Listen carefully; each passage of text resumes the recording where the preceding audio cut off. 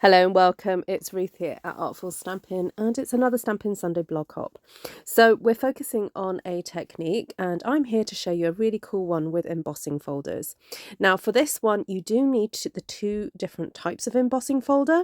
The thinner one, which I'm showing you here, which was around, way back when embossing folders started coming out, and then also the slightly more thicker ones, the 3D ones that we have in our catalogue. Other companies call them by different names.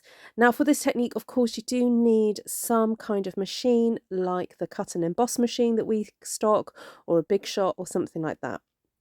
Now do remember, if you do have the cut and emboss machine, you need to use plate 1, plate 3, sandwich it, then plate 3 again. So if you don't have one of these machines, they are a really great investment because you're able to do lots of really kind of cool techniques with them. Now, yes, my plates are a little bit scratched, but for this technique, it really does not matter. So first of all, put your piece of cardstock through using the normal thinner embossing folder. And I've chosen a design that's kind of like an all over, quite a kind of rich pattern, but definite pattern, but not texture.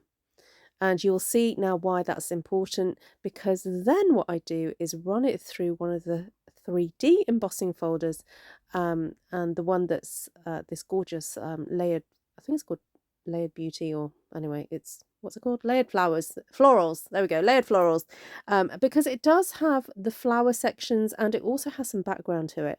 Now when you then pass that through the machine, you do need plate 4 for this. So plate 1, then the embossing folder, then plate 4.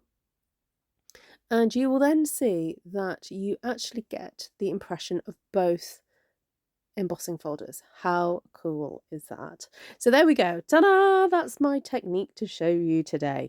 Now, so the rest of this video is me putting together a card using this lovely embossed piece of paper, and I'm using the gorgeous new Basic Beige, which is going to be available in the catalogue from May. And basically I cut a card base with a fold in it.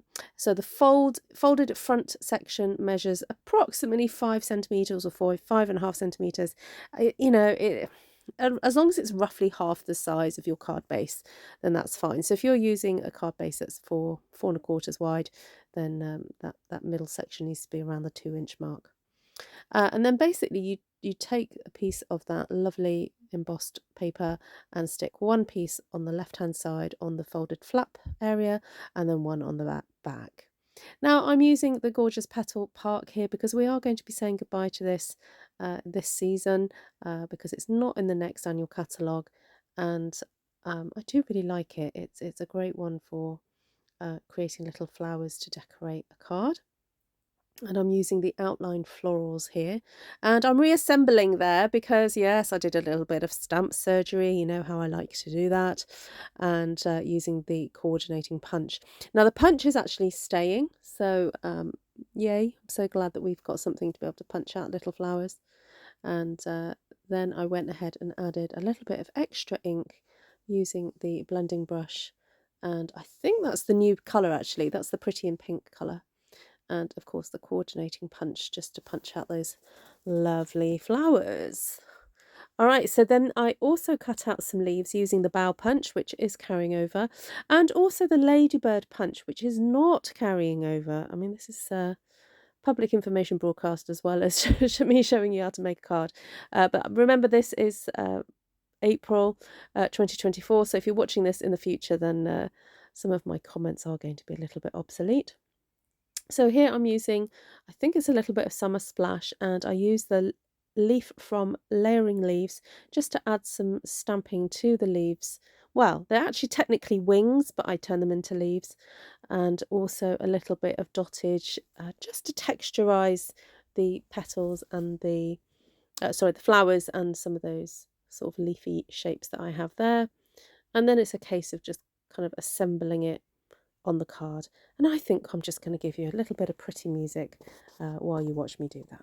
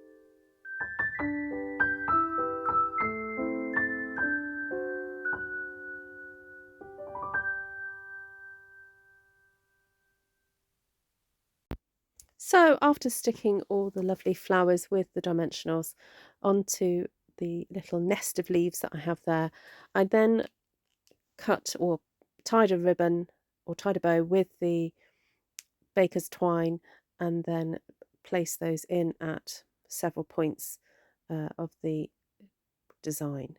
And I just love this little kind of decorative bit of floral arrangement down the side.